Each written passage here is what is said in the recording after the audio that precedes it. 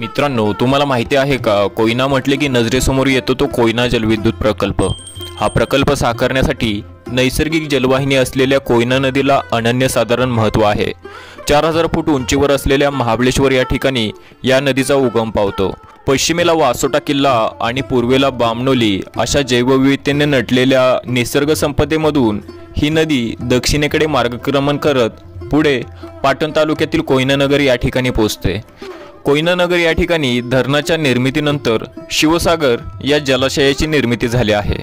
या शिवसागरच्या पाण्याच्या जोरावर अनेक तंत्रज्ञांनी धाडसी प्रयोग करून ते यशस्वी झाल्यामुळे त्याची देशपातळीवर नोंद झाली आहे। कोयना धरणाच्या पायथ्याशी असलेल्या वीजगृहातून वीज निर्मिती केल्यानंतर ते पाणी पुढे नदीपात्रात सोडले जाते। सुमारे 130 किलोमीटर अंतराचा प्रवास करून कराडच्या प्रीतिसंगमावर कृष्णा नदीला मिळते। धन्यवाद। अशाच प्रकारच्या नवनवीन माहितीसाठी रिअल प्राईम व्हिडिओजला सबस्क्राइब नक्की करा।